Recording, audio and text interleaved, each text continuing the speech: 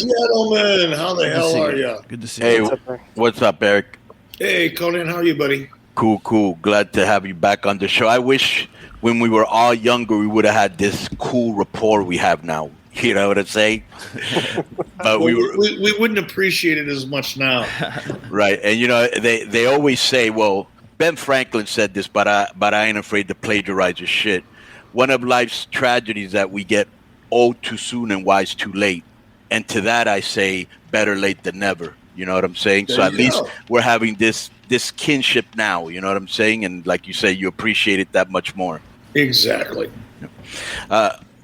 Eric, right off the top, do you watch any wrestling at all? And if you do, what do you watch? Very little, man. If I hear about something going on that catches my interest, I'll drop in, check it out. But I probably don't watch a total of 45 minutes worth of wrestling a month. Okay, why? Besides the obvious fact that it's not what it used to be and it's pretty boring, but yeah, maybe that's really it. There's just nothing interesting going on. It's just nothing, and you know, and I often subscribe to the theory that it's just me. I mean, my tastes have changed and my interests have changed and my life has changed, man. I don't have a lot of time to watch television. If I found myself with hours a week of free time where I could just sit down and watch television, I'd be a little worried. So I just don't watch that much television anymore. And when I do, I'm watching documentaries or something that's really interesting. What was the last thing? You watching sports? Very little. Same thing. You know, like I'll tend to drop in on the NFL late in the season and into the playoffs. Same with the NBA. Real late in the season and early in the playoffs. But not really a lot. You know, I like to watch MMA once in a while, but that's about it. What was the last thing that you saw in Raw and AEW that piqued your interest, and what are your comments on each when you saw it? You know, I really liked the Becky Lynch Charlotte. I don't even want to call it a storyline. It was just more of a short-lived angle, but I liked it, man. It was one of the few things that has been in wrestling in a long time where I wasn't sure if that was like carefully crafted or if it was a shoot, and I like that. You know, I like not knowing. Right. And AEW, anything that you saw that piqued your interest that you watched, and what was your comment on the execution of it? You know, I mean, I've dropped in on a couple of the matches as of late. I like watching, you know, Daniel Bryan work. So I've dropped in on a couple of his bigger matches just because I like to watch him work. But there's no storyline. There's no meat on the bone other than the actual art of what we see in the ring. So just nothing really catches my attention. I dig MJF, man. I think I'll always make time to drop in on him if I've got the time. Just because I think he's a fantastic heel and he's really into his character. Or I'm not even sure it's his character, brother. I think it's really his personality. Right, yeah. But I dig him for it, man. He's got balls. He's doing shit that people don't normally feel comfortable doing. And he's consistent. He's very, very consistent in his character. Well, that's the thing. Like you echo. You sound like me. You know, like we're older. Oh, but I'm going to say, like, there's things like we like what we like, and the thing about us is, and this is what I think is fascinating, is that the pundits, the wrestling media guys right now, right? These guys watch the show. I've been watching the shows start to finish for like 30 years, every week. It's never gotten bad enough for them to say, I'm not watching anymore. Which, like, all of us in this room right here, this thing have felt that experience. So when people ask us, like, you know, hey, do you watch wrestling? No. It's like, why not? Because there's nothing really interesting to me. And there's a lot of people like us, but they still keep feeding the echo chamber of the stuff that they like. And, like, you know, guys like us, just like gradually we stopped watching. Like we were watching it, we were interested.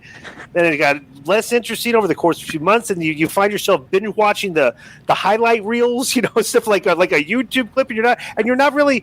And like the thing is, you're still a wrestling fan, but you're not watching the shows, you know. So it's like, and it's funny because we still talk about it, and it's like we talk about why we're not watching the shows, which is kind of like a discussion that like more people in the business need to hear. Of like, you know what? Okay, we're the people that aren't watching more. Well, why are they not watching? And like we talk about it, and it's like we're speaking a different language than the people that are like in the business right now, like what they're feeding and the fans that they're drawing. You know? Well, I mean, there's a lot there to talk about, but I think, for example, when all of the hype, and I was part of it, man. I was excited about Punk coming in and Daniel Bryan coming in and Christian coming in. I'm talking specifically about AEW right now. And I was really looking forward. When they made the big move to Arthur Ashe Stadium, it was like, okay, man, now we're here. This is starting to feel real again, starting to feel good again. The energy was right. The vibe was cool. And then nothing. After a couple of those big events, it was kind of like, there's no story, there's no journey, there's no art, there's no compelling reason to watch. And I'm listening to some of the people who talk, people in the industry who are, speaking out on social media all the time and trying to pretend that everything is great. I'm thinking, wait a minute, man. CM Punk, they made the big announcement. They did a decent job building him up. And, that first Friday night show, what do they have, like 1.1 million or something like that? Yeah. Okay. And now they're down to 500,000. Right. Well, there's 500,000 people that went, okay, I'm going to check it out. And they went, nah, fuck it. It's like us. It's like, I'm going to check it out. No, I'm not. And the same thing happened to WWE when they launched SmackDown. I was there, the premiere show. 3.8 or 3.9 million viewers. Now they're down to 2 million. Well, where do those 2 million people go? Why did they decide not to stay? Are those people like us? Are they that mainstream peripheral audience now that wants to like wrestling, but they're just not getting anything? And I think wrestling has now gone from characters and storyline to exhibition matches. And people, performance art, judging the art.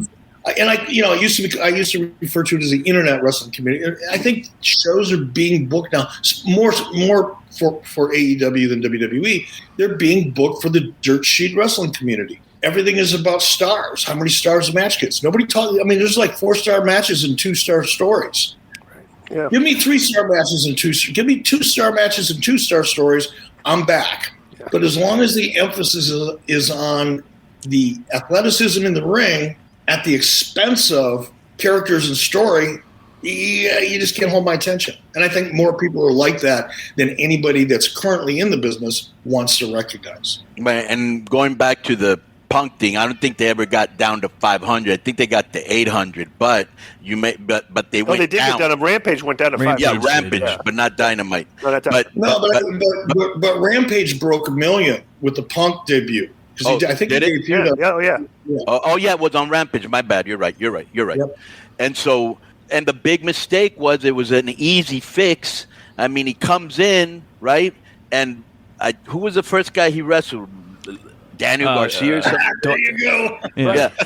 Right. So, like you say that you watch MMA, right? So imagine if Khabib came back and they put him against Joe Schmo. It's like, what the fuck did you bring him back for? If he's coming back, he's going against, you know what I'm saying?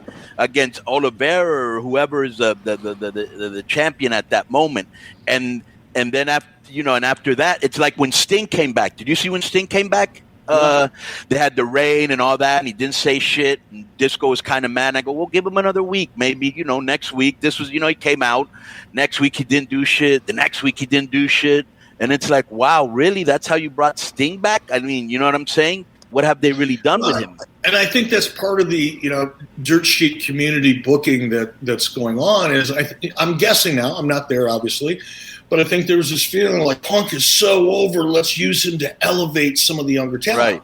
Well, fuck, he ain't even elevated anymore. You can't use a guy to elevate other talent if that guy isn't really the star that you think he is. And I don't know, man. It's just, again, I don't mean to sound like I'm beating up on them all the time, because if it's working for them and they're happy and the network's happy and they're making money, God bless them.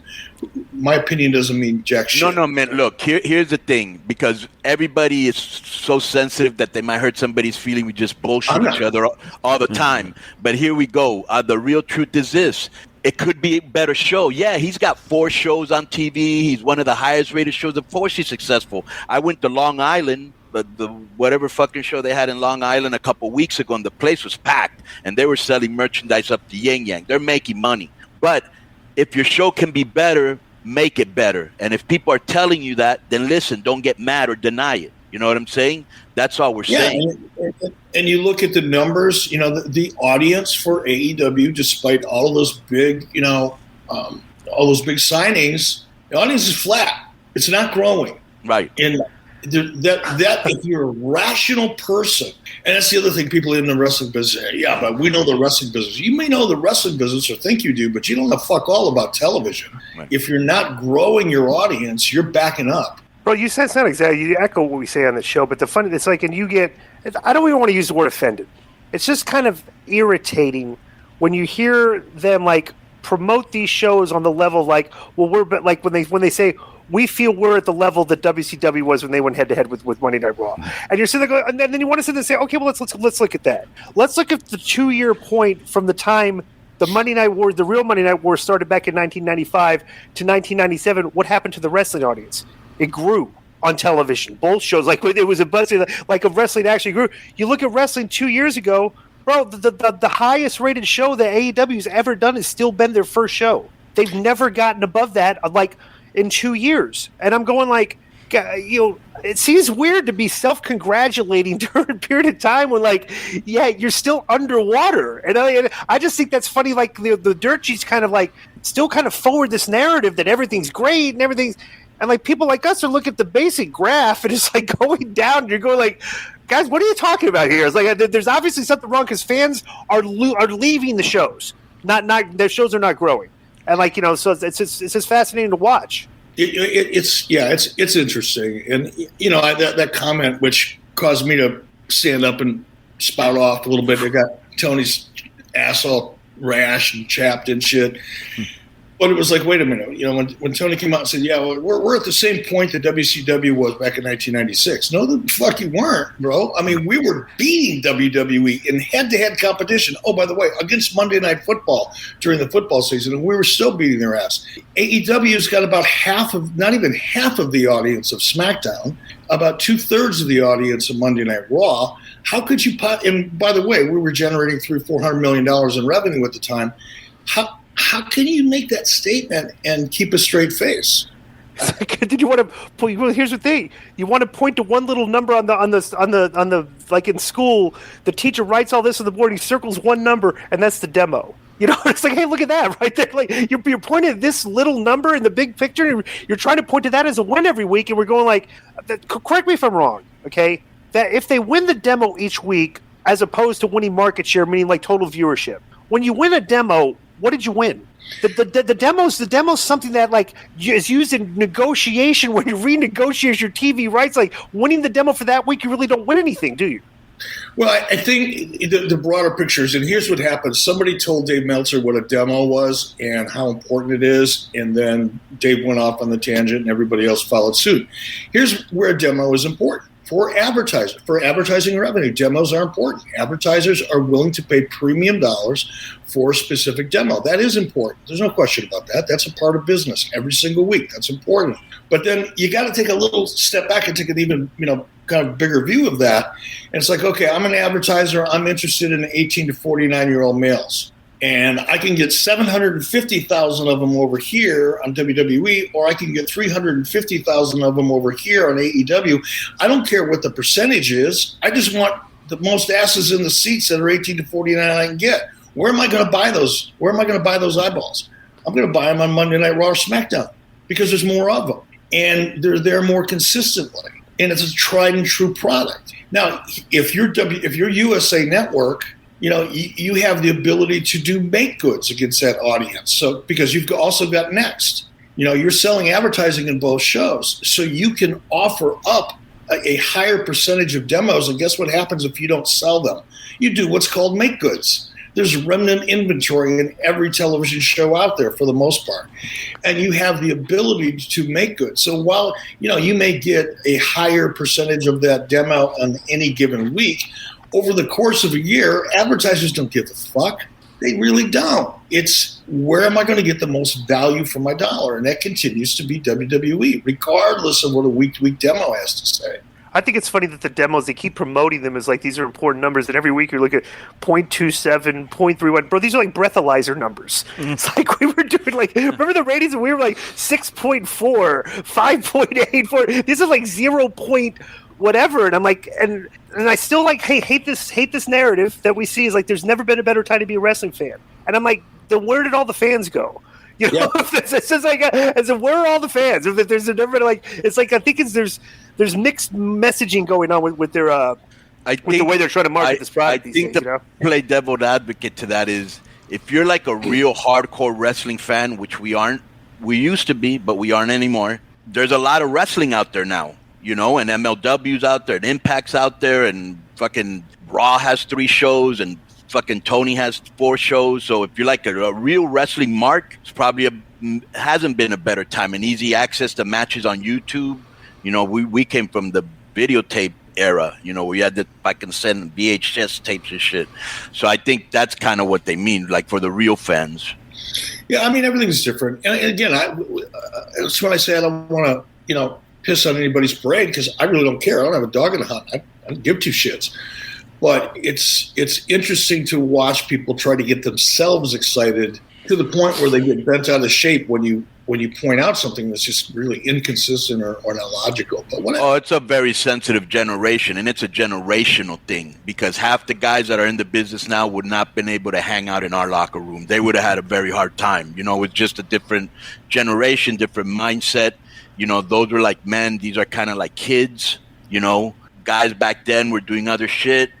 Unfortunately, out of the left to untimely deaths. These guys today, they're a lot smarter. They learn from our mistakes.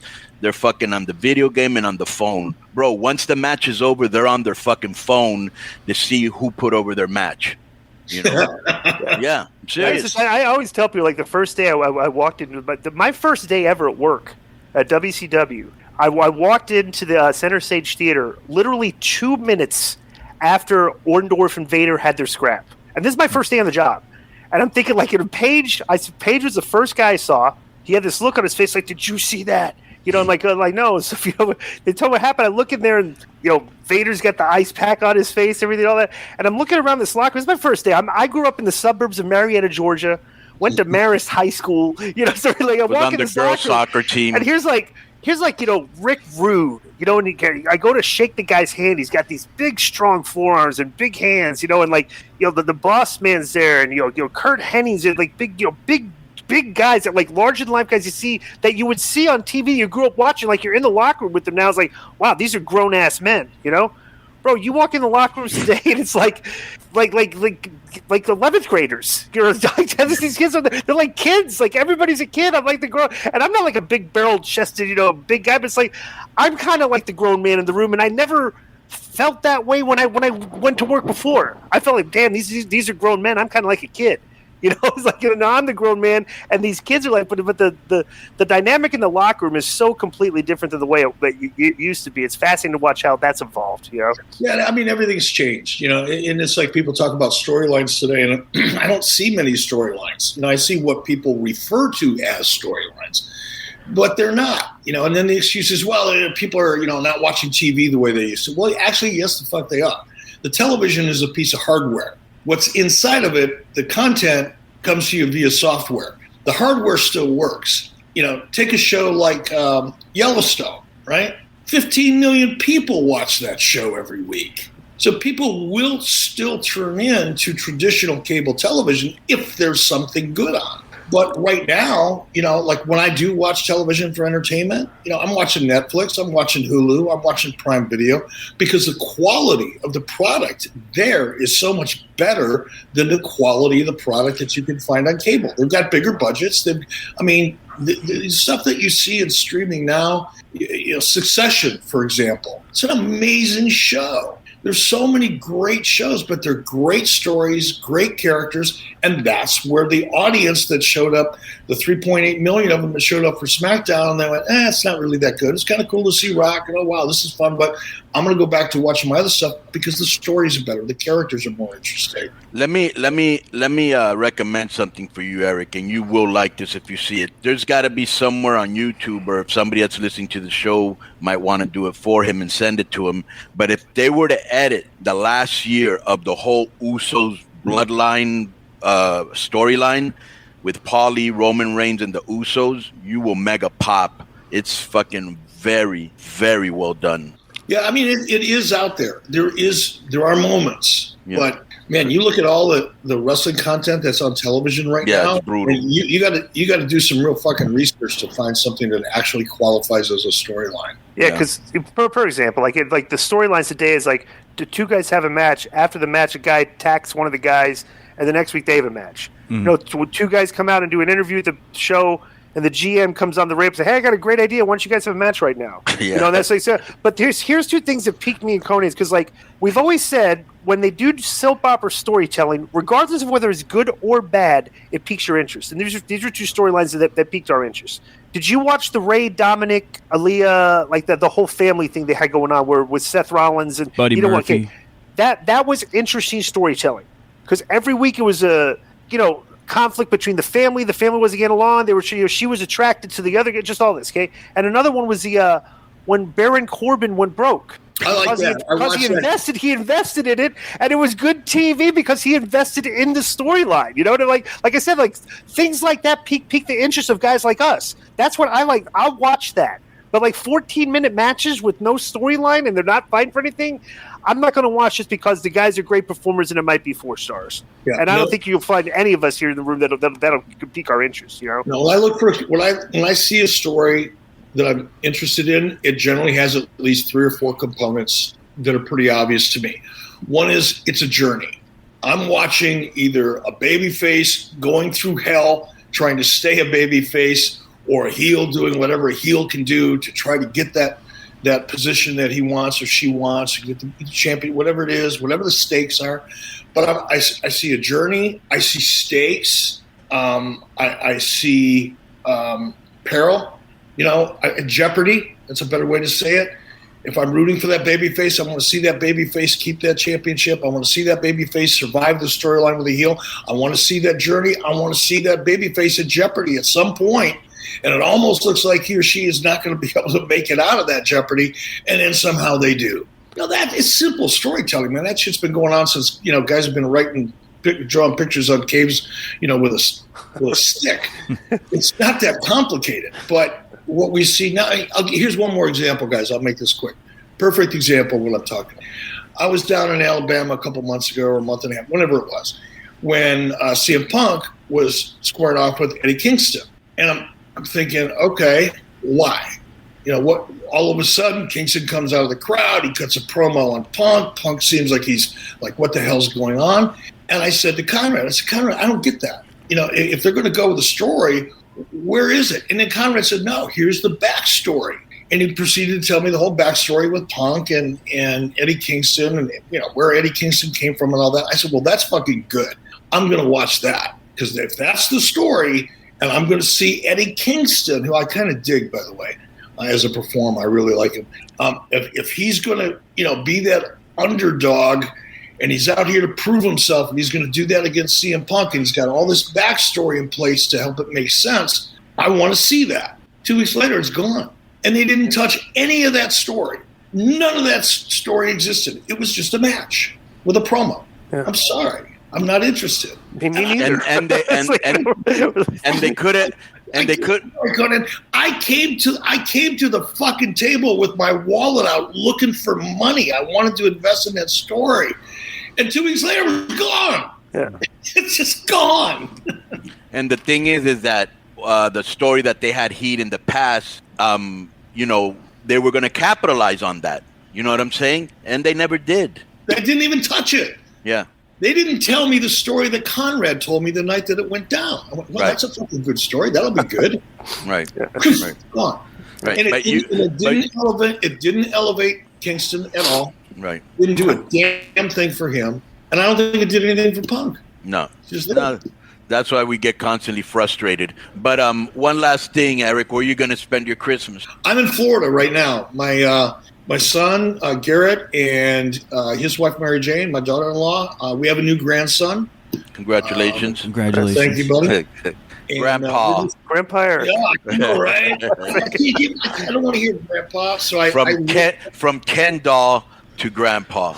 Yeah. Right, Eric, you look great. Do you exercise? No, not at all. Not at all? I watch what I eat. Yeah. I watch what I eat, and I don't drink nearly as much as I used to. I do over the holidays, but for the most part, I don't drink during. But you're still eating wild game, right? You're still eating wild game, right? Yeah, when I can. Yeah. So you eat healthy. Yeah. It's just, yeah. It's cool. Yeah, I've always seen you in shape. I've never seen you out of shape. Yeah. Well, you should have seen me when I first got to WWE, man. I was right up there with fucking Honky Tonk, man. Well, you look good now. You look good now. So you're gonna be you're gonna spend your Christmas in Florida? Yeah, I'm in Florida. We're going to stay here till a couple days after Christmas, and then we're going to go down up to Huntsville and spend 4 or 5 days with Conrad and Megan, and then we're going to head back home. All right, man. Where can people find you if they want to link up with you, chop it up with you, listen to what you're doing? Twitter, man. Twitter's the only social media I really use, and that's at eBischoff. Don't you have a podcast? Oh, shit. That's right. I do. Yes. 83 weeks every Monday morning at 6 a.m. Yo, go sit under the knowledge tree with our boy Eric B., friend of the show. Merry Christmas to you and your family. Happy holidays. And thank you for being on Keeping It 100. Boom.